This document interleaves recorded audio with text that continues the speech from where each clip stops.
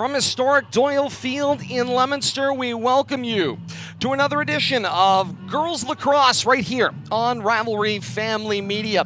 It's the inaugural Central Massachusetts Athletic Directors Association Central Mass Tournament. We'll get into the particulars on that. But tonight, the 6th-seeded Leominster High School Blue Devils play host to the Doherty Highlanders, known here as Worcester Girls Lacrosse, the 11th overall seed, a co-opted school among the 5 schools in southern Worcester County. Leominster comes in with an 8-4 overall record. The combined conglomerate of the Worcester Public Schools come in at 3-7. Bill Thomas on assignment, Todd Robbins alongside Kate Robbins, and happy to have you joining us. And Kate, how would we want the inaugural Central Massachusetts tournament to begin, but with an official that arrives 3 minutes before the game begins and demands to start the game 10 minutes early? That's how we do things professionally in Central Massachusetts and all across the state as well. This is an ongoing problem. When you can't get enough officials to officiate, you take what you can get, and people are coming in here stealing $85 without any issue whatsoever other than getting the game going. But we're away, and off we go with Doherty and Leominster here. We'll get more into that as the broadcast continues.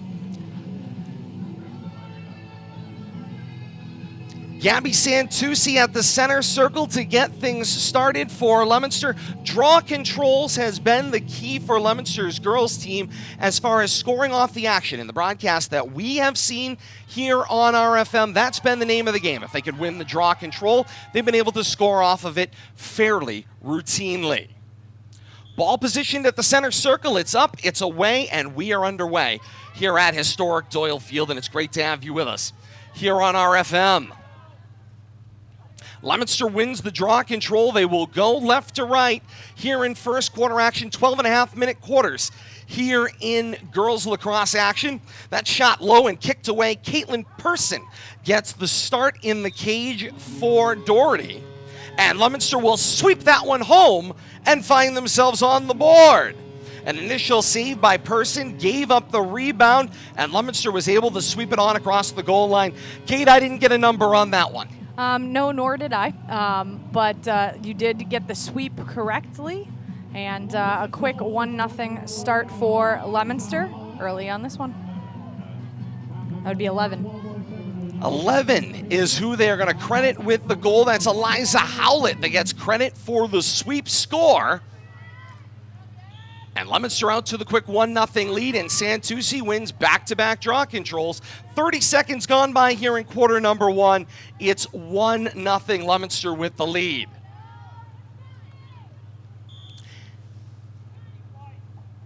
Violation called against Doherty. I know, turned over. They pointed it generally in the direction of the cage for Leominster. Turned around, pointed it the other way. So here we go. Doherty with their first offensive possession and flying down that far wing. This is Rushton. Rushton goes long. Ball picked out of the air by Finnegan. And Finnegan will turn things around. 1 minute gone by here in quarter number 1. Leominster with the early 1-0 lead here in the 6-11 matchup of the inaugural Central Massachusetts tournament. Howlett takes it to the cage and snaps it home. 2-0 Leominster. Once again, quick score there for Leominster. As soon as they get on the attack, they are not wasting any time. They are making things work in their favor right off the bat.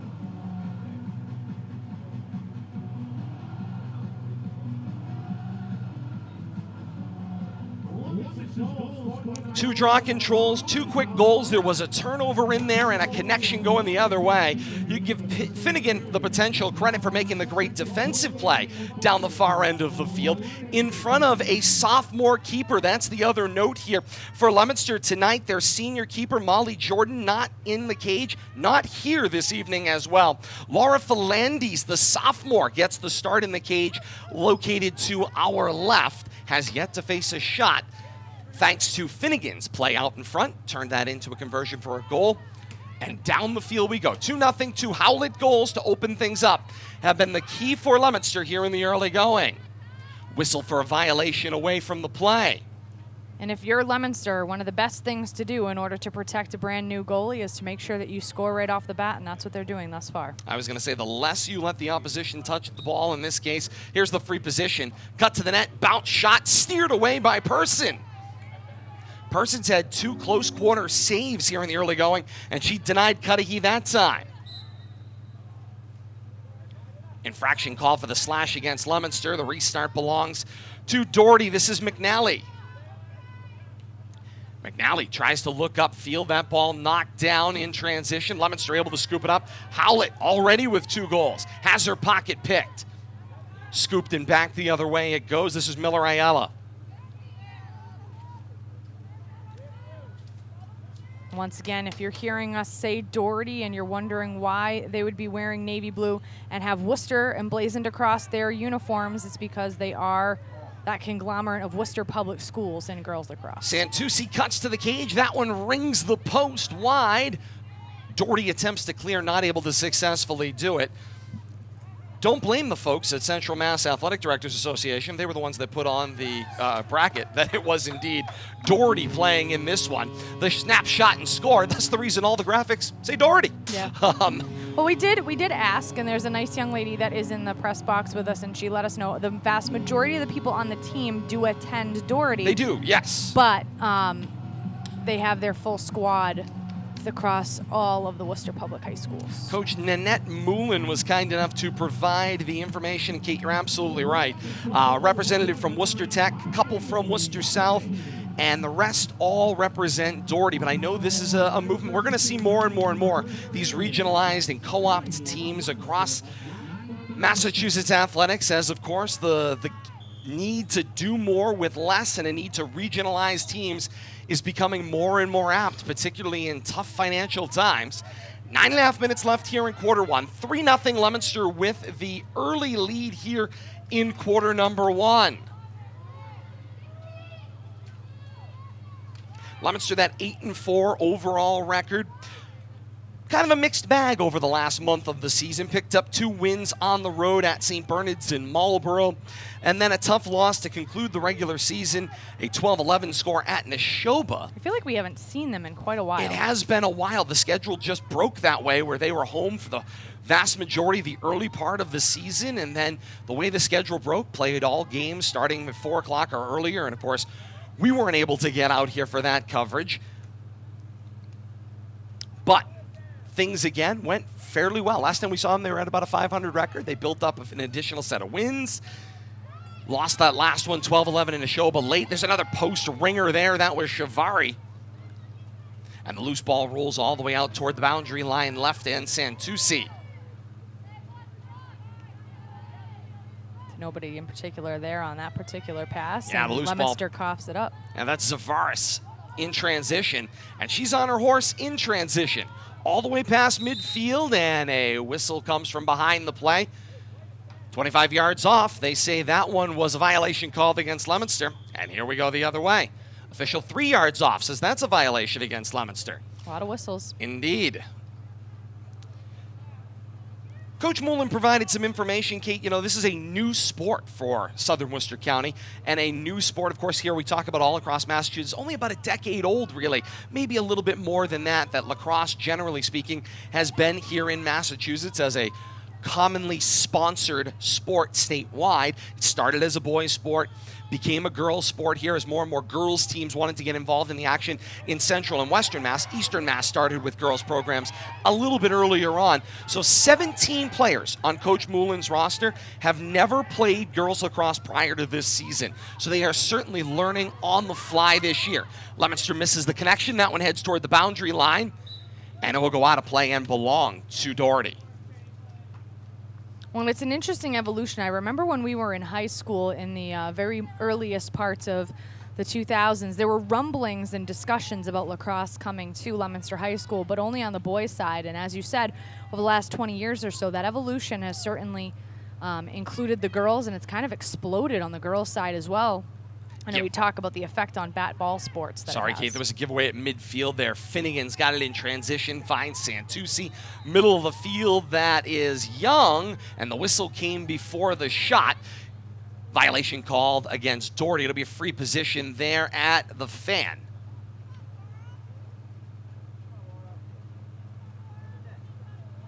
Get back to that with Kate in a second. This is junior Laura Young with the free position. The whistle and the free shot.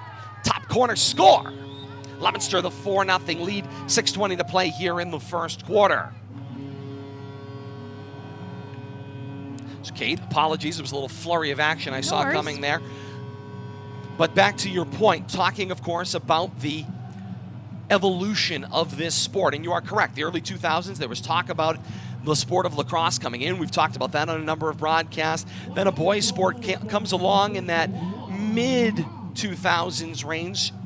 And then some years go by. There was definitely interest. It started as a club sport for a girls program to get started here at Leominster and in other places in Central Mass. Because part one, of course, is having your own program get started. Part two is finding people to play. Yes. And once those pieces came together, here we are, all of about 10, 12 years later, and it is a part of this inaugural Central Massachusetts tournament format. There is a sponsored girls lacrosse tournament all across Central Mass for this program. Ultimately, a total of 14 teams participating in this Central Mass tournament in Division 1. There's another handful in what they're calling Division 2. We'll get more into that as we go, Kate, but the growth of the sport is obvious, and it is followed regionally here in the Northeast. Yet again, we have another shot by Leominster go off the post, not able to pick up the rebound there, but they were able to get possession back from the opposition. Goalie trying to clear it out there, not able to do so. Santucci to the cage, knocked down low by Person, and she was able to scoop it up and leave it on the back of the goal circle there. Allows one of her teammates, this is Vasilitis, to come in and scoop this one up, and she'll start out in transition. High steps around some feet and was able to make it out into free space. Finds Why Not, and down the field they go in transition. Why Not, center of the field, shot, and taken out of the air by Philandis. We saw a little bit of action, Kate, with Philandis. She's had a couple of starts, according to Coach Abishan. We've seen her coming in to spell Jordan earlier on in the season. That's the first shot she's faced today. Yeah, and right now, Leominster probably pretty pleased that they've been able to stay on the attack for the vast majority here of the first. So that certainly takes, you know, some of that anxiety, some of that pressure off of Philandis in the cage. And Leominster's offense right now, actually the best version of their defense, because their defense has been able to have a spell, have a rest, and have Philandis get her feet under her. Howlett cuts to the arc, the bounce shot, and a score. 5-0 Leominster here in the first quarter.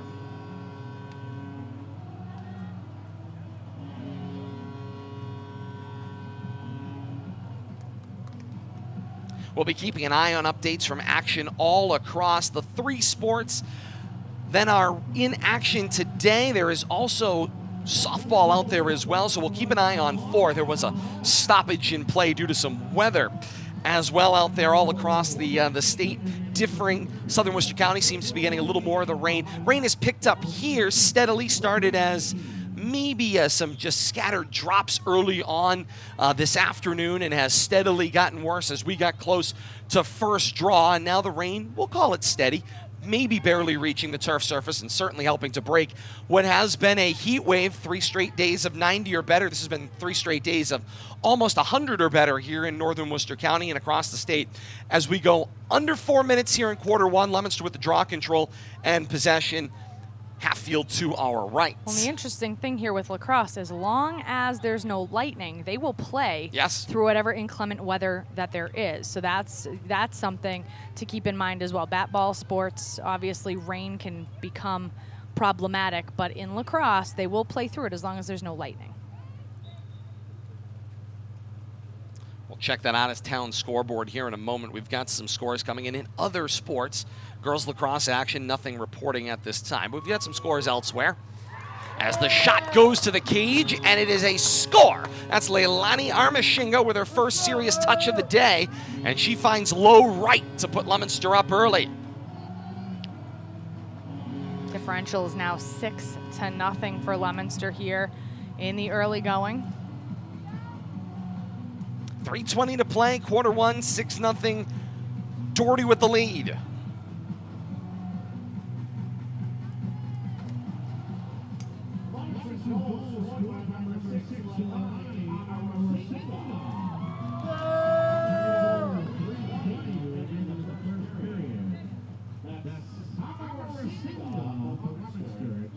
Leilani Armashinga, to the fans' delight.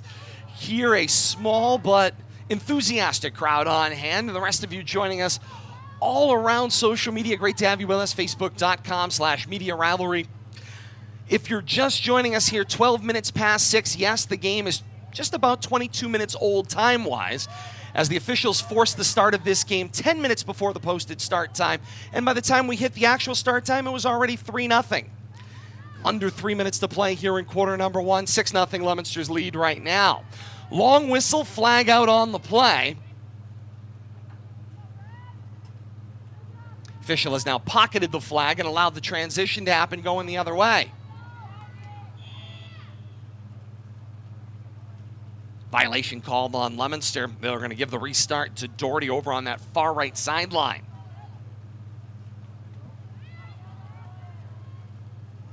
And this is Wynot. In transition, straight down the middle of the field, being closely guarded by Finnegan. She'll roll off to the far wing, trying to weave her way to the cage. A whistle goes off, the bounce shot goes in, and they're going to take the goal down off the board and say the whistle came before the shot.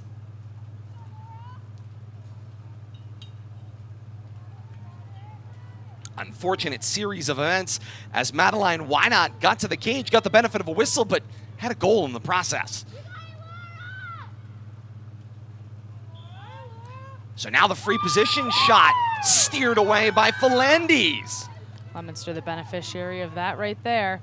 That's difficult in this situation because the infraction goes against the opposition and you don't get the benefit of that follow through on the point, and then you're not able to make it work afterward either. That's difficult to deal with. And that is, of course, one of the rule differences between the Federation rulebook and the college rulebook. It's one of the changes. Rules do tend to go top down here. It tends to be college developing the rules where women's lacrosse has been most prevalent over the years. Now there is a viable pro league coming into play as well, but those rules tend to come top down in this sport. And at this point, the rule on continuation does exist in women's college lacrosse. If there was a violation and a shot, if the goal goes in, the goal would stand and they would wipe the violation off the board, much the same way you see in both the men's and boys' version of the game. Right now, girls lacrosse at the Federation level does not abide that rule. Therefore, even though the goal would have scored, it comes down off the board, and then, of course, the follow-up, free position, the save. And here you are in Doherty, although they got the benefit of a call, lost a goal in the process. We found that seems to be something that's across the board in a lot of the Federation sports, because we see that a lot with the football rules now that we've transitioned to the Federation football rules. You see a lot of stoppages in play that actually hurt the team not making the infraction. And Leominster takes it straight down the field and finds the back of the cage once again. I think that is Armashinga again. I think it might have been. I got screened out on the play.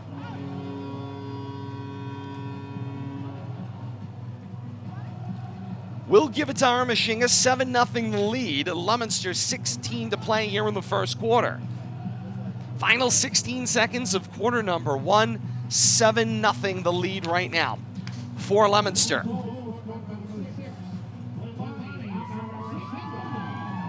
Right back to the X at the center circle we go. And this draw control won by Wynot. And Wynot weaving her way downfield again. Through the defense, was bothered from behind. Loose ball went to the cage and in. Madeline Wynot. She was able to battle her way through. She actually had it poked from behind, and the ball just loose rolled in past Falandes with 3 seconds left here in quarter 1. This is the second time this year, Kate, we've seen Leominster in the waning seconds of a quarter not able to steer a ball away that's just rolling on the ground. Yeah, they allowed her to slice through the defense pretty easily. So if you are Leominster coaching staff seeing that is not something that you would like to see, especially in the early going. I know you have a hefty and comfortable lead, but But to see an opponent slice through the defense quite that easily, that's a little bit alarming. Indeed it is, and that's the way the first quarter will end, with a stalemate draw control. Scoreboard far from a stalemate. Leominster comes out strong in quarter number 1, a 7-0 lead right out of the chute. Scoring started early. Howlett with back-to-back goals. If you joined us at the posted start time, you missed them both. Go back and see them. They're worth seeing. When this one gets posted on demand to YouTube, you see both sides heading to their respective keepers before they change ends to start the second quarter. And Kate, this was one thing we saw hotly debated. And of course, we were following closely the Twitter conversations with the TMC meetings ahead of the postseason. And the conversation has been, right out of the chute, that they want to go back to halves. The women's lacrosse game, the girls' lacrosse game, is traditionally played as halves, but in these circumstances, because of mask breaks and everything else, they agreed to go to quarters to abide additional mask breaks. Now the discussion was, and it was hotly debated, Johanna DiCarlo was leading the debate down there with the TMC. She wanted the sport to go back to their traditional rules, which was halves, because there's no need for mask breaks. There's no longer requirements for masks. That's an interesting point, because having the quarters is it has this stoppage in momentum depending on what ends up happening. It's one of those things where sometimes when we talk about it in football or in basketball, sometimes you don't want to take that break because it messes up with your momentum. So most people would say, what's the difference? It's an extra water break, it's an extra mask break. But what you're seeing right now from the coaching staffs, and I'll move down over here, you're seeing the coaching that's going on here. And so this is the part that is absolutely substantial relative to the quarter breaks. You're able to make those mid-game adjustments, and they're not just mid-game adjustments now, they're quarter adjustments. Yes. And so it is a big deal having multiple stoppages in play where the coaches can make significant adjustments, number one, to their personnel, number two, to their strategy. If their game plan isn't working, they don't have to wait until halftime. So although on the face of it, it seems like a bit of a superfluous change, it can have a large effect on the flow of the game. And so it's an interesting debate. Not one that I necessarily have an opinion on, but no, it's an interesting debate. But it was a fascinating debate to see transpire. And of course, it's all about that conversation. When do you go back to, from of course, what were COVID modified rules, in a world where now most of the restrictions for public health are being allowed to expire naturally, right, thanks to the increase in vaccination, the lowering of infection rates, all those things. The real debate, I think, the Tournament Management Committee was having in advance of these playoffs, both the local conference tournaments that are now taking place and the statewide playoff, is when do you return to business as usual, traditional rules, any of the modifications that have been COVID modifieds, when do you get rid of them, allow them to expire? And that seemed to be the debate that they were having. And I give Johanna DiCarlo credit. As she said, it substantially changes the game. You want to go back to the rules as they are written. Yeah, that's true. You want to go as soon as possible.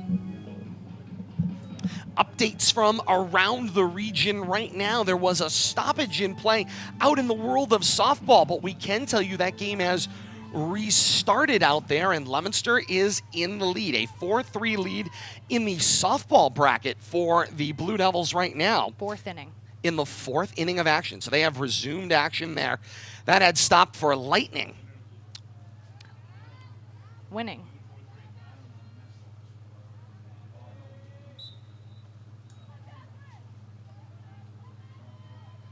That action out at Worcester State today features these same two schools. It's Doherty and Leominster out at Worcester State in the softball version of the Central Mass Athletic Directors Association Central Massachusetts Tournament. But it's Doherty. That is correct. It is not a composite Doherty. Shot on cage is a score. Leominster puts another one on the board. This was Cudahy with the cut to the cage. 12-11 to play here in the second quarter, and Leominster has increased their lead to 7 once again. It is 8-1 Blue Devils. 12-10 to play here in the second quarter. If you weren't with us off the top, Kate's point relates to Doherty. It is a co-op program. Quite often, co-op programs choose how they're going to be known. Unfortunately, in the girls bracket, they were listed as Doherty, so we built all of our graphics around them being Doherty. In the boys bracket, they were listed as a Worcester Composite School, so the graphics for that would have been built the other way. Well, then the softball committee just didn't get the memo, that's all. Well, no, the softball committee is not fine. Softball, the girls lacrosse committee did not didn't get the memo. That's all. You know what happened. Indeed. We can get them the memo if you'd like. Well, they've got it now. Back to the draw we go. Bouncing ball is won by Miller Ayala. Leominster's got the draw control once again. 30 seconds gone by here in the second quarter.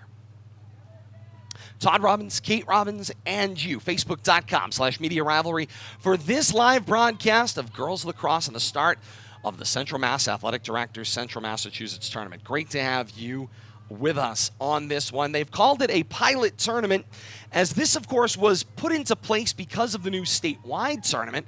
Leominster tries the behind the back. That was Cudahy who snaps it wide, and we've got a whistle from 15 yards off the play. The MasterCard is out. It's a yellow called against Leominster. Looks like Leominster for the shot. Yes, it is.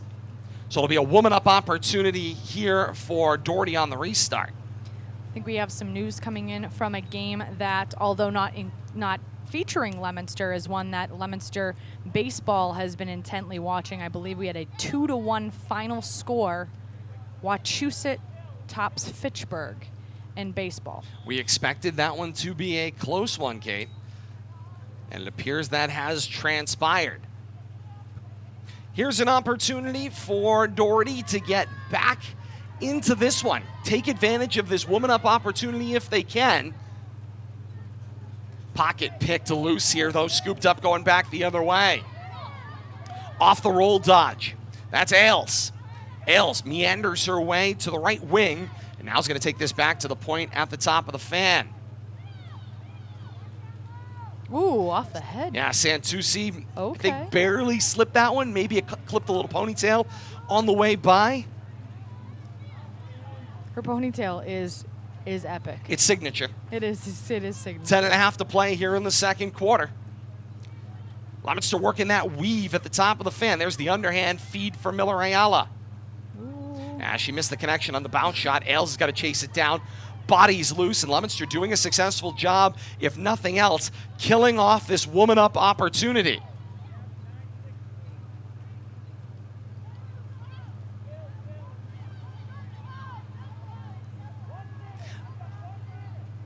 Armashinga with the ball right at X. Remember, women's game, longer field, deeper cages, less seemingly out of play or less room behind the cages, certainly much closer to the up and butting up against that out-of-play line. Things really slowing down here for Leominster on the attack, trying to kill this woman-up opportunity for Worcester. Just trying to kill time here until they can get back to even strength, and then I think you'll see them attack that cage yet again. I tend to agree. This is Miller Ayala. Can't be too much time left. Under 15. 5, 4. Final 5 seconds of this. We hear count off. And it is released, and it's a substitution. Nina Marchetti will check in place of Kylie Cudahy. And so Marchetti rejoins the action as Leominster goes back to even strength. Save there by the keeper. Yeah, that's Person with the save, knocking it down, and she leaves it for the defense to hopefully successfully clear. And that was one of the points Coach talked about, in addition to, of course, trying to work things out, was, of course, trying to help out an inexperienced keeper and an inexperienced team. Coach Moulin wanted to see help from her team to clear the ball down and get the ball moving the other end. And right now, been struggling with some success there. They find themselves in a 7-goal deficit. But as she noted, really the victory is trying to grow the opportunities, learning basics of catching, throwing, cutting, and being able to learn the rules. That's really been the goal this year of this combined Worcester co-op program. Sorry about that. My hand went to sleep. I was starting to float on the camera. Ooh. And Santucci, he bodies McNally off the play. A little bit of a check there. Here comes a, yep. And I believe we're going right back on the woman up. The MasterCard's out again.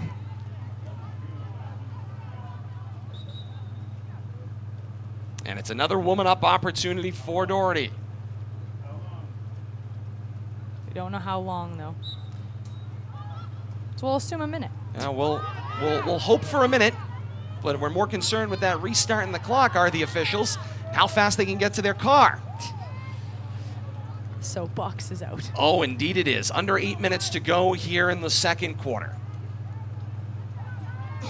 Highlanders on the woman up opportunity, second in a row. They'd like to keep the ball on this end of the field and get a solid attack opportunity. Ball in and along the boundary, and Leominster was able to make a pick over there. Feel the change in the air temperature? Yeah, I was going to say, that's one of the very noticeable points. Sitting up here on press row, as you can feel the change in temperature. Humidity has taken a huge drop. 2 minutes. I guess it's 2 minutes. I never said anything, so okay, we'll give you 2 minutes to get you out there. 2-minute timeout.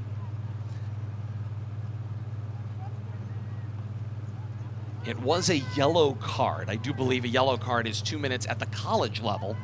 Here at the Federation, flip a coin. Your guess is as good as ours. The run to the boundary line is long. The backup looks like successfully, yes, won by Doherty, and they'll have it on the restart under 7 minutes to play here in the second quarter.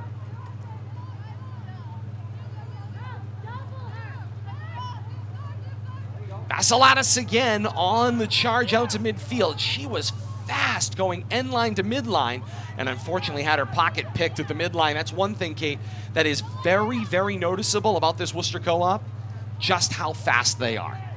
Yeah, you've seen them. They've been doing a nice job just slicing through some of the Leominster players. When you hear from the coaching staff, though, that they're working on their fundamentals, that means you have natural athletes that are out there for this Worcester Co-op program, and they're just looking to work on their lacrosse skills. Unsettled situation. 3, 2, 1, release. And Santucci started to meander and didn't cross the entry line, and then she did when instructed. As we go under 6 minutes to play here in the second quarter, we're back to even strength. Leominster with possession. They've definitely dominated both in the draw controls, time of possession, and obviously the scoreboard certainly shows that. Oh, the roll one way and then back again. the other for Howlett, looking to complete the natural hat trick, and she rung the post. If there's one thing Leominster has, they've got maybe more posts than they do goals. They've got at least a hat trick in post. Loose balls picked up in transition. This is Brophy. She goes long, looks for a bounce ahead for Guerra, and it's chased down loose by Finnegan.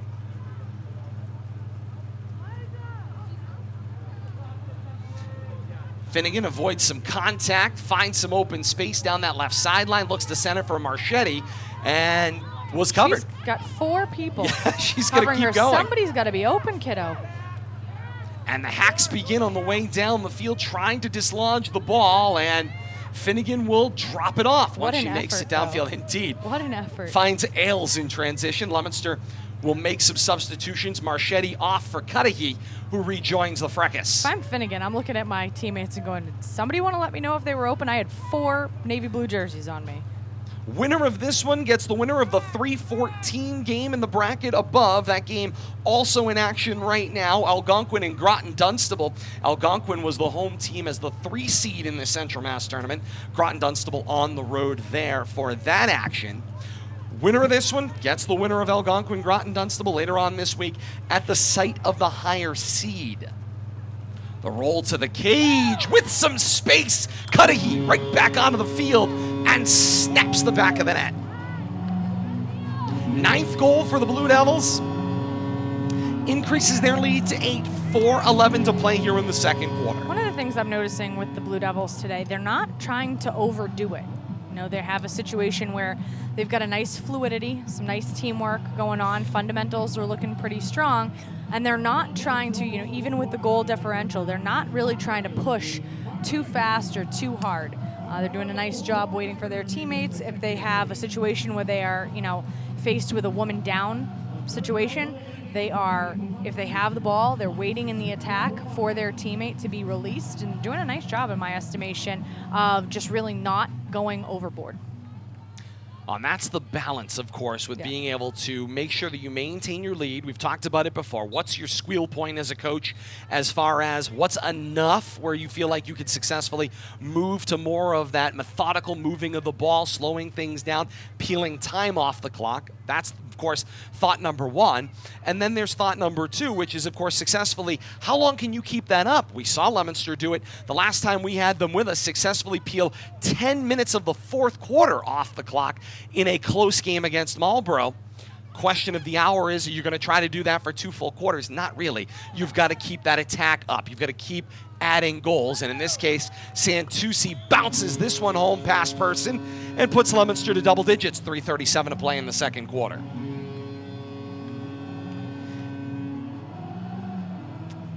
Good opportunity here to check the scoreboard from elsewhere around the Central Massachusetts tournament. Let's start over on the Diamond baseball scores coming in here. This one from the Catholic Conference Tournament, BC High on top of St. John's. Final there, a 5-3 score, BC High closer than I over the Pioneers. Absolutely, indeed. Let's go to the Central Massachusetts Tournament. Doherty tops Shepherd Hill on the baseball diamond, a 3-1 score. That game out at Midland Field.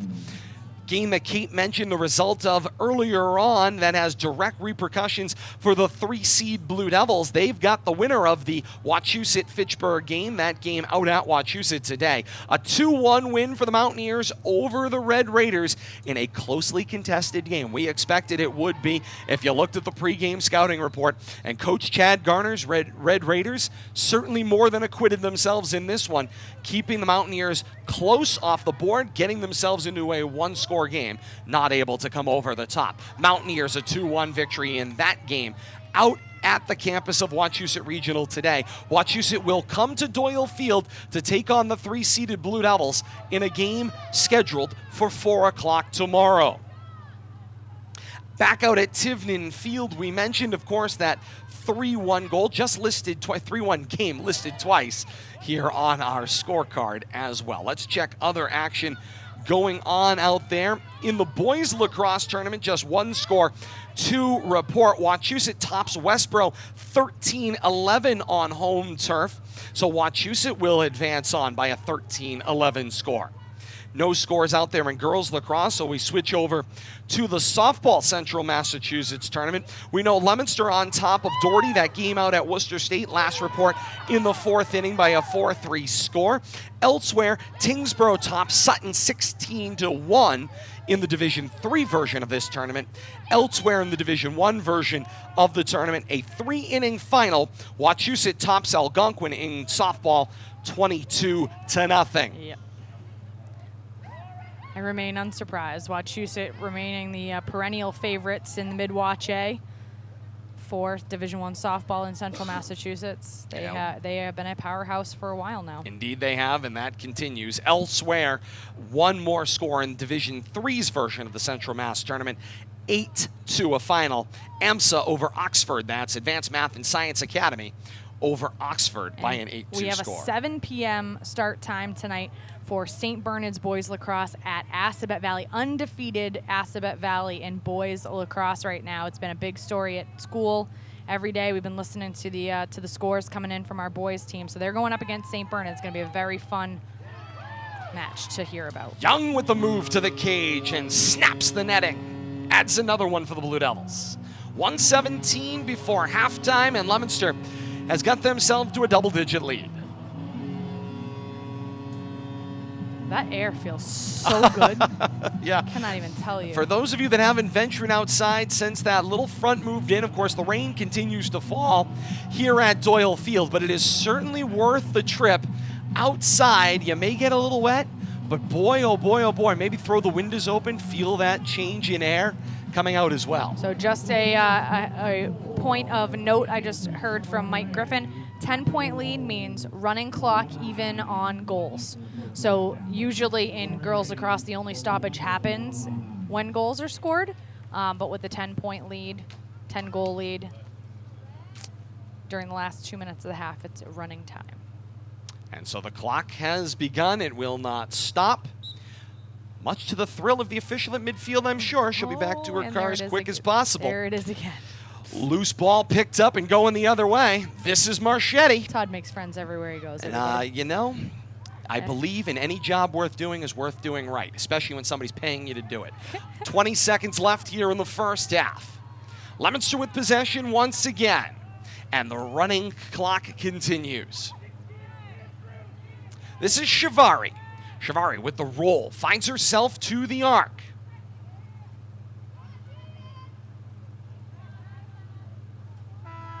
And that is how this one will conclude at halftime. Halftime here at historic Doyle Field in the 6-11 matchup of the Central Mass Girls Lacrosse Tournament, the Pilot Edition. Leominster with an 11-1 lead over Doherty here at the half. Kate, it's been a first half of action that has demonstrated, of course, kind of what we knew in the scouting report. Leominster is an experienced team. They've had a program for 12 plus years. Doherty is a new program. It is a combined co-op across not just Doherty, although the majority of athletes play at Doherty Memorial. There are a couple of athletes from the South University School, and then there is also an athlete from Worcester Tech, all combining to one program. And Coach Moulin had told us right off the top, this is a program that is very much learning, but it is one of the rules of the Central Mass Tournament. If you opted in, you could play. Yeah, and it's an interesting brand new world that we are living in, because you have the Central Mass tournament, and then on the 21st of June we have the MIAA playoffs that are starting. So it's going to be very interesting. In our history, it's been, you get to the playoffs, you lose, and then you're done. Yep. So it's going to be a very wait a minute, what's going on? And I feel, in earnest, I feel for the seniors. I mean, they potentially are going to be playing well over a month after their last day of school. So it's going to be a brand new world out there, especially because of COVID. But I'm sure that every single athlete, both male and female, that are out there playing in the spring season are just happy to be out there. These spring athletes have the closest version to a full schedule that any of the other seasons have had. And so right now you're just dealing with some bugaboos relative to weather, heat indexes, the brand new Central Mass tournament. So there's, some different nuances. The MIAA having to extend their tournament season to July 3rd, which is, my goodness, growing up, you and I, we would never have been able to have that happen, have a tournament go beyond June the 30th, which is absolutely crazy in our lifetime. That, that's kind of like the sacrilege. You will not go past June 30th, but all of a sudden now July 3rd ends up being this, magical date that things can go until. So it's going to be interesting. I feel a little bit for the seniors, just because how long the playoffs, may go. But I guess it's one of those things. You want to be here, you want to play, so that is what it is. Yeah, well, and that's, this, of course, is all an out kind of growth of some changes that are coming in athletics. Of course, could we have any more changes in the last, 365 days in the world of athletics? But let's take the ones that had nothing to do with COVID. Just as this was all kind of getting decided, the COVID stoppage came last year in March. But the state of Massachusetts has completely revamped their concept with how they are going to run postseason tournaments. No longer are they going to be seen as three separate sections of the state, seeded and then played into crossovers. There will be no more Central-West, no more North and South. Instead, you're going to look at all postseason tournaments, varying sizes depending on the sport, will be seeded statewide. Now, different sections of the state have interpreted that differently or have felt differently about it. Here in Central Massachusetts, the Athletic Directors Association, that has been around since the 1950s, proudly serving the schools here of what was then called District E, have spent the time to talk about what can we do if you're not going to have a traditional sectional or a traditional what we called district tournament for years and years. Is there something they could do to keep that local playoff action alive? Mm-hmm. And so, led by the president of the Central Mass Athletic Directors Association, and of course, an association that runs far and deep. This group of athletic directors in Central Mass works very, very well together in trying to come up with new things. They've proved it over the last year.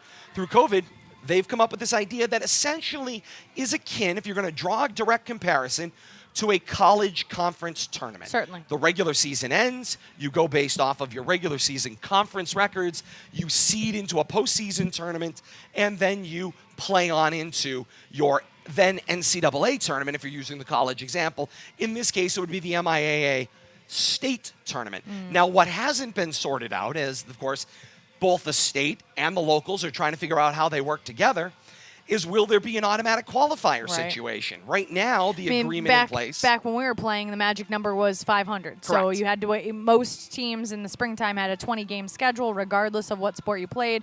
So as long as you got to your 10 wins, you automatically qualified. And then there, of course, in other parts of the state are different things. There's strength of schedule rules that play into that. If you win your league. There was an exception. So the idea of the statewide tournament was to remove a lot of that and go to this kind of seeding based on a power ranking. There's a formula that's involved. It was originally going to be max preps. Now it appears that there's this very own Massachusetts calculation that is going to be done to determine power rankings. This is all, remember, that's very being Massachusetts determined. of us. Oh, very Walker system. It's very Walker very system Massachusetts of us. It's the MCAS too. It's the home algorithm of the start 2.0. of public schools, Kate. That's right. The home of the start of public school athletics. That's it only right. makes logical sense. It's going to be interesting. But it will. I do feel, though, for the committee that was putting everything together, it's kind of an odd time frame to be starting this brand new 4A into the unknown. I feel bad because it was such a significant change, but it is what it is, I guess. Well, I know from talking to the spring coaches, what they're all thrilled about is the opportunity to play. That they're playing. After 700 days, this is postseason action, and they're all in favor of that. So the other pieces, and not just pod. Correct. I give the Central Massachusetts Committee credit. They didn't call this the inaugural tournament. Nope. They called it the pilot tournament. Of course, much like those of us in the TV and broadcast industry, we pilot things all the time. And then after the pilot, there may be significant changes. You may recast Mrs. Brady in the process. It just may be one day it's one person and the next day it's another actor entirely. Yes, correct. Aunt Viv from Fresh Prince.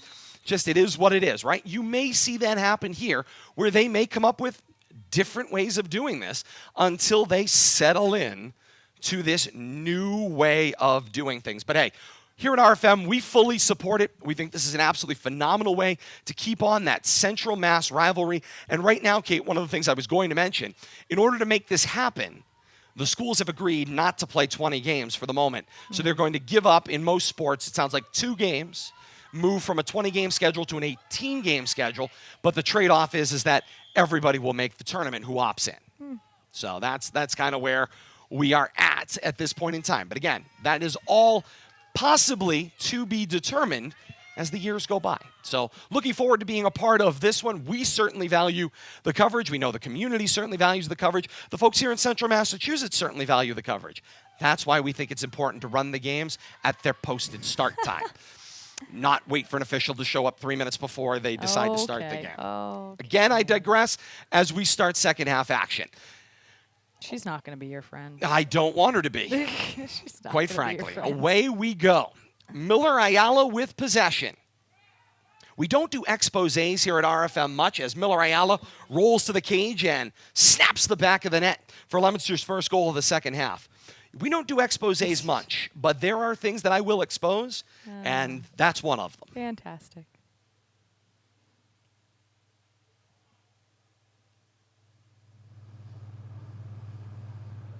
Did we have a changeover public address? Nope.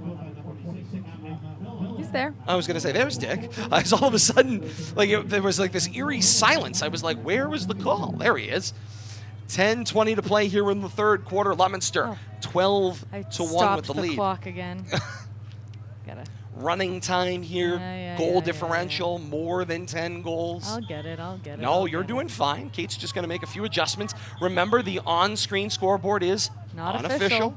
Yep. Official is here in stadium. The camera, however, doing the camera and the time at the same time, that's a trick and a half. Doing a great job. Bill Thomas on assignment, Todd Robbins, Kate Robbins, and you. Great to have you along with us as well, as here comes Worcester to the cage, and they score. That would be number 3. Yeah, Madeline Wynot again. Could have been her natural hat trick on the day, had one taken off the board when a call benefited, quote unquote, the Doherty squad. Oh man, that is so tough. It's so tough when that happens. And again, like we said, it is one of the things across multiple sports with the federation rules It's just a really bad, in my estimation, just a really bad way to write the rules. Well, and extend this logic to something that we've seen a couple times this year. If time expires and the shot is rolling along the ground, still counts. The goal counts. If there's a whistle for a foul, they stop the action and don't count the goal. Something about that logic doesn't seem to make sense. I think they'll move to the college rule eventually. I mean, in Federation, I think we'll catch up. It takes time. That takes time. That's that trickle-down effect. Will they catch up rules. in football on those defensive defensive penalties? that stop the clock and That everything stop the else? clock? Can't promise that. 12-2 the score. 8.5 to play here in the third quarter. 2 goals today for Madeline Wachusett. Leominster, little trouble with the exchange there, stepping in to try to make the play. It was Prendergast. That is not where I'd be passing the ball cleared. And it got kind of pushed away, and that appears to be Brezhnehan on the run out. She'll cut back in from the sideline, tried to fake Marchetti out, looked to center for why not. Lost it, loose ball, picked up by Russo, only momentarily. Ground ball loose, Marchetti will pick it up on the waist-high hop. She will feed Armashinga. Under 8 minutes to play here in the third quarter. Leominster back on the offensive end of things. This is Young. Young tried to make the connection. It was a little behind, but the take to the cage, the shot, and score.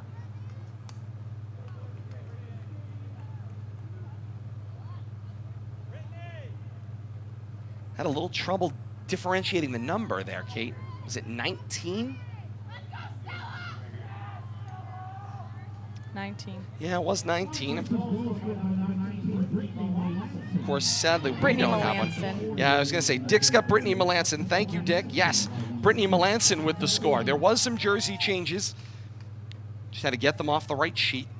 Brittany Melanson is a junior varsity call-up here in the postseason. That's another cool thing about the playoffs. You get to see some new faces in some interesting situations. In a situation like this, they're going to see some quality game minutes. A lot of times you'll see them as role players, especially in the bat ball sports. You might see them as pinch runners or something like that. But it is always fun to have that.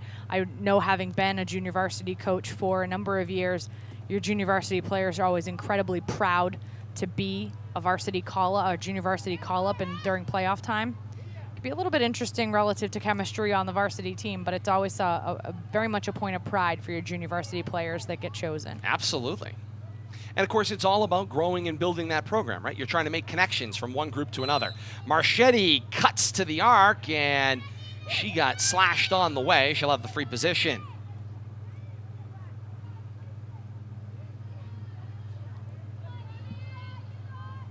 Going back and forth between the left and right hand shot, trying to keep person guessing. That is one of the coolest aspects of this sport. Here's the move. Goes left hand, low bounce. Missed the post wide. The backup belongs to Doherty, and here they come in transition. The ambidextrous nature of this sport is Yes. just so cool. No, I agree. The roll dodge, the low bounce. And Brezhnehan beats Volandis. Brings us back to a 10-score game once again. That is, of course, we note just for the threshold of stoppage time. Once the score is over 10, the clock will run without stopping.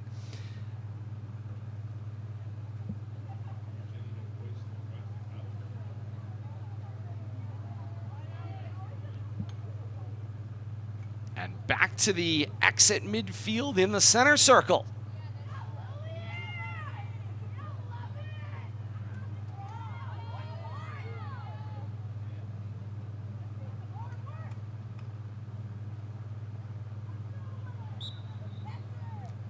Santucci battled that time with Zvaris.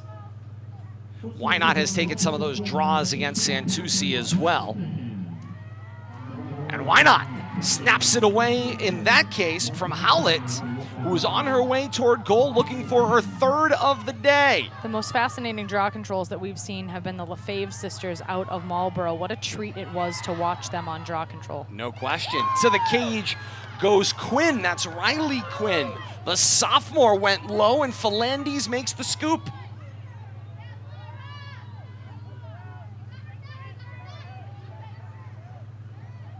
And so Cudahy. Nope, check it. That's Melendez. Melendez finds Santucci forward to Marchetti. Final 4 minutes here of the third quarter, a 13-3 lead. Once again, if you are just tuning in, Armashinga with the hat trick. you have Worcester emblazoned across the uniforms. It says Doherty on our graphics.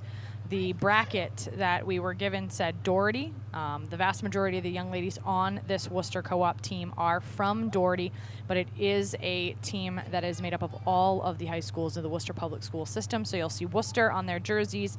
They're in navy and not in the traditional burgundy or maroon that you would normally see the Doherty Highlanders in, because this is a conglomerate, if you will, multiple Worcester public school high schools. Yeah, Callie Stout wearing jersey 5 is a student from Worcester Tech.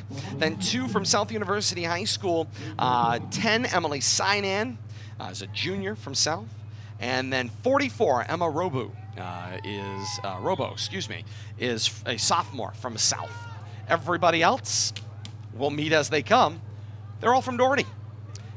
Not unusual in a co-op situation. Leominster co-ops in some of their circumstances as well. Swimming was a notable one in years past. Girls ice hockey is a co-op situation as well. It's going to become more and more and more prevalent, I tend to believe. Oh, again. As the roll, that was young. Again. She got a 2-poster there. She got the top left corner where the crossbar meets the left post. 2.5 and running here in the third quarter. 14-3 Leominster's lead. Iron has not been kind to the Blue Devils today. Indeed it has not.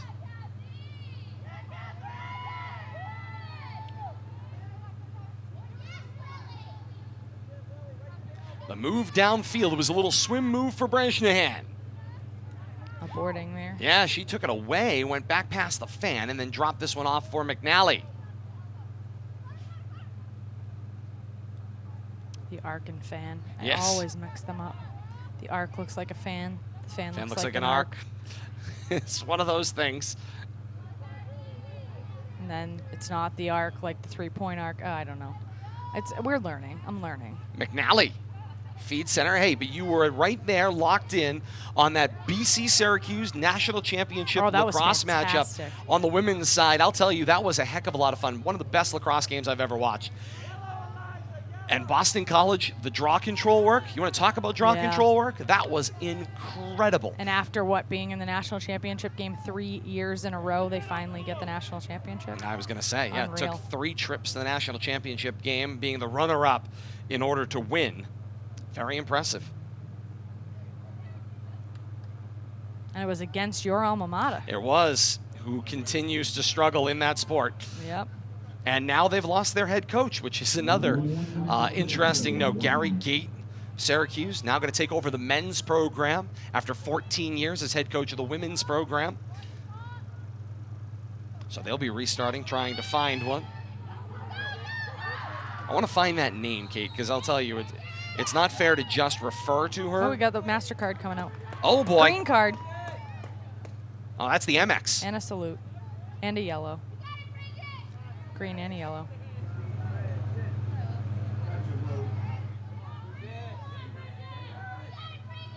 And it's going to be charged this time against Zavaris. So Leominster will have a woman-up opportunity. I forget now the clock did stop. Move to the cage. O'Malley shot. Knocked down by Person. Got 35 seconds remaining. The clock is stopped on our end. There's 29 seconds left. Yep, final 30 seconds here of the third quarter. Whistle away from the play. There's a slash called.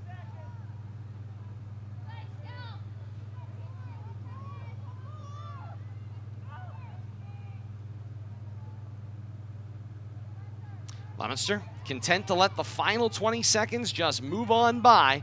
Down to 6. This is Shivari, gonna take it to the cage. She'll snap one more goal right before the horn. 15-3 Leominster's lead.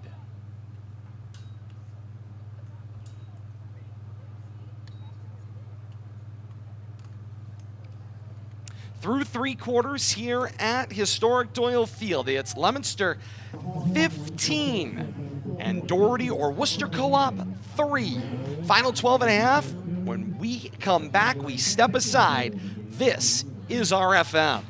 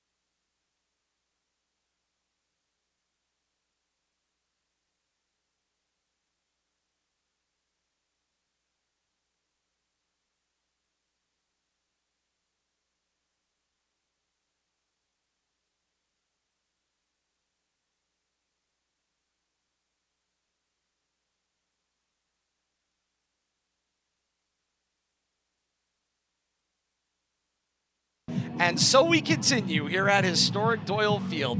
Fourth quarter action here on Rivalry Family Media, the pilot edition of the Central Mass Athletic Directors Tournament. The new Central Mass District of sorts. Great to have you with us, Todd Robbins, Kate Robbins, and you.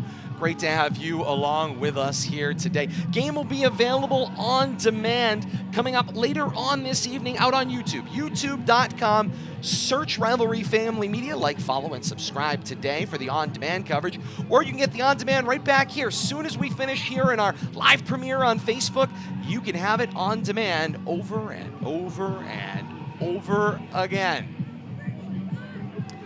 It appears the quarter has expired, that woman up opportunity for Leominster. So we go back to even strength. Such fun. Just, we don't ask questions. We report, you decide. That's right. This looks like Marchetti. It is out at midfield and... Qua? I believe we have an additional violation coming up here because they went over. They were already set.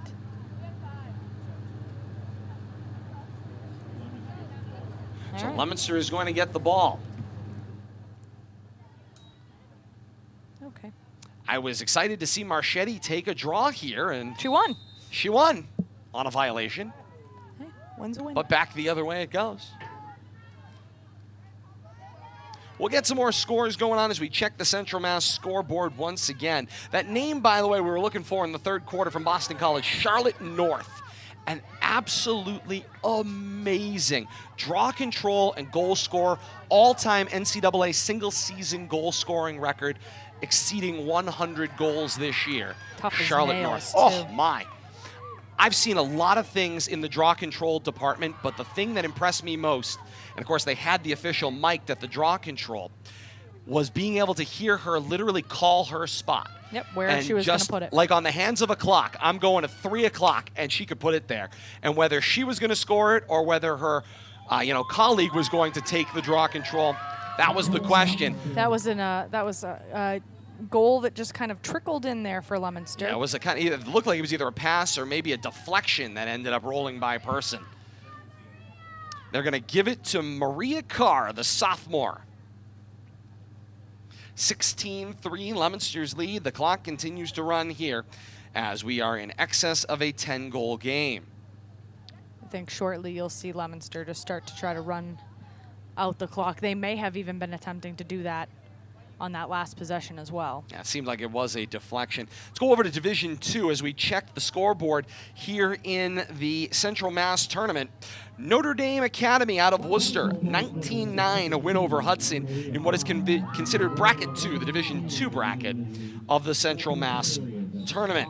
It's the lone score we have in girls lacrosse. Trying to see if there's anything else we weren't able to update you with. Oh, we do.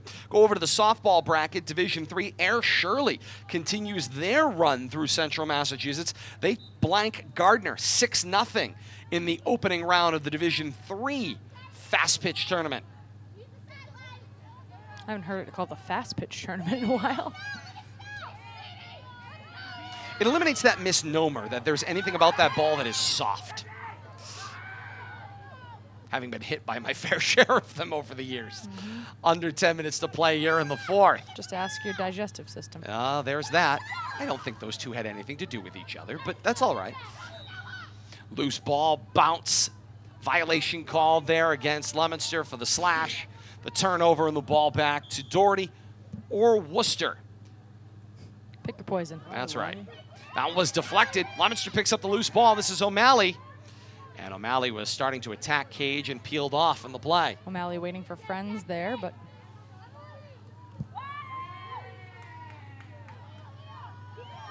top seed here in this girls lacrosse bracket Division I is the Bromfield School, which is Harvard Public Schools. Another goal. We were here talking for about Leominster. this. Yeah, there's another score there. Kate, did you catch a number? Oh gosh, no. I'm looking at a little tiny. Oh, hey, you had a great box. job seeing the score. I look at the ball.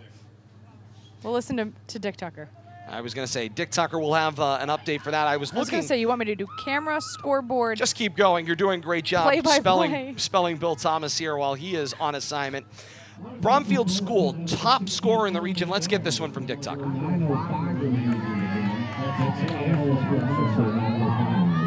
I caught none of that. Got 9:05 remaining in the game. Got that. Check that one out on replay. In the meantime, this top seed Bromfield, Mike Griffin was updating me on just how successful they have been. He had said they had beat most teams by about a 10 to 15 goal margin.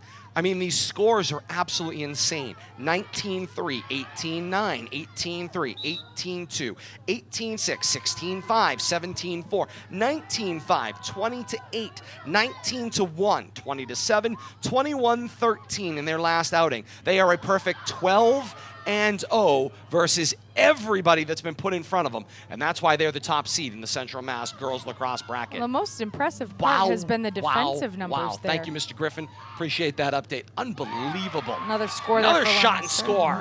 That celebration looked like Cudahy immediately threw her stick up. Kylie Cudahy puts another one out on the board.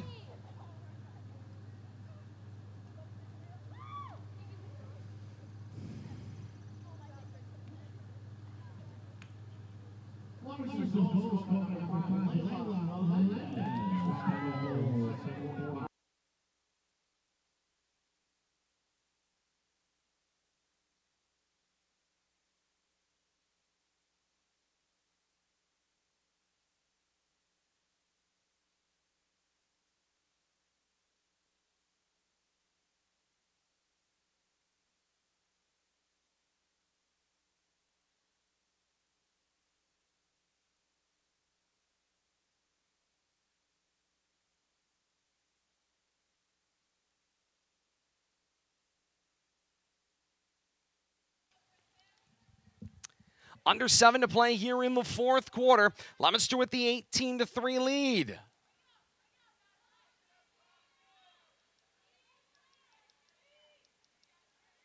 This is Melendez. Melendez will drop this one off. First touch today for Lillian Wyckoff. Wyckoff makes the roll to the cage.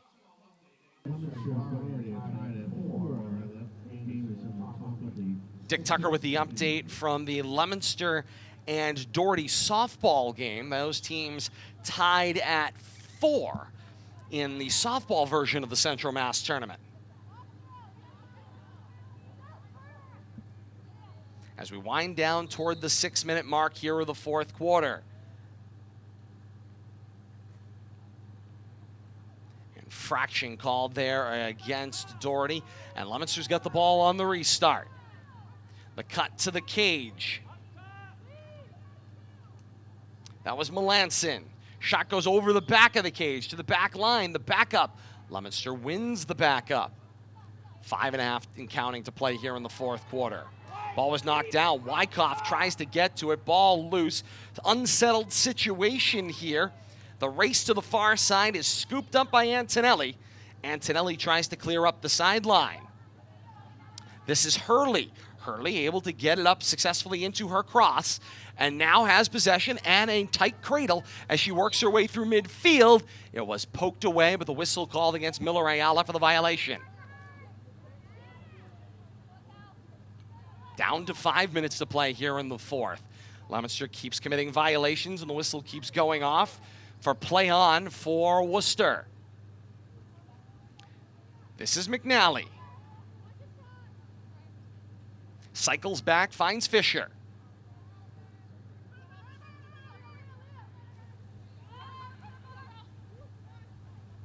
McNally decides to try the right. She'll drop it off for Hurley. Hurley tries to center to the arc. It was knocked loose, scooped up by Miller Ayala and going the other way.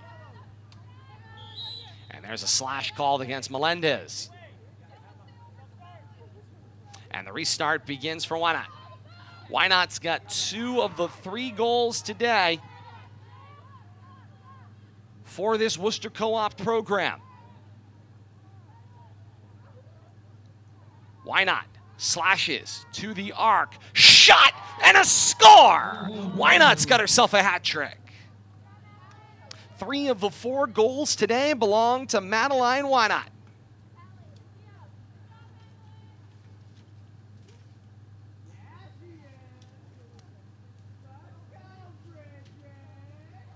And Kate, for a program that is trying to, of course, get its sea legs underneath them, really build a girls lacrosse tradition, there's nothing more important, obviously, than just sheer game time. I know it looks lopsided at 18-4, 3.5 and counting, running time. It's a tournament game, quote unquote. I mean, there's a million things you could point to here. But the more time that they get to play, and Coach Moulin gets to see her players in action, have them go through the game situation, they are, by and large, on the younger end of the spectrum. They're, for the majority, coming back to do this again next year. Well, and that's going to be the key, the amount of quality game minutes that these younger ladies are getting, a lot of them inexperienced at lacrosse, that's only going to help them develop faster. And so, especially with the size roster that Coach Moulin has, it's going to be very interesting to see just how quickly this program progresses over time. Sticks and I was going to say, we got a stick flying away. Unbothered by the situation is Worcester. Brezhnehan weaves her way down past the fan, tried to loft it looking inside, ends up being a disconnect. They say it was a bad pass, and therefore once it rolls out of play, the ball belongs to Leominster. Final 2:25 here with the fourth quarter of this opening round 6 versus 11 matchup. Falandes with the ball, and no need to hurry. She will drop it off out left of her cage. This is Howlett, senior leader out there. She's not at Beach Week. She's right here on the field. And she can go to Beach Week over the summer is her mindset. First, it's all about winning. Marchetti with the scoop. And then had it immediately poked away and the slash called. Marchetti will have it on the restart. Final 1:40 to play here in the fourth. That's one of those things that a lot of people don't necessarily appreciate. A lot of people would say, oh, you've got senior leadership. In the spring season, once graduation happens, Leominster High School graduated this past weekend. So these seniors are having to come back and practice every single day and play on their game days. And right now in 95-degree-plus heat. And this is their summer before they move on to either college or into the working world or into the military. And so it's a very interesting situation when you have senior leadership on your team, especially in the spring season. Wyckoff able to make the connection. The shot got tipped away as we wind down toward a counting final minute here of the fourth and final quarter. Leominster on their way to advancing on. They will get the winner of Algonquin and Groton Dunstable in a game that will be played either tomorrow or Thursday as the bracket lists. Given everything that's been going on and all the adjustments to the schedule, we'll call that a very tentative situation. Stay tuned at LEOMIN Athletics. Chris Kine, Dave Palazzi in the athletic department. They will keep you abreast of the latest in scheduling adjustments. Quite literally on your way to the stadium, you better double check. Not their fault, just the way things are panning out. Right now, yeah. Final 20 seconds here of the fourth quarter. Shot is steered away by Philandes. Final 15 seconds here. The backup is controlled by Doherty or the Worcester Co-op.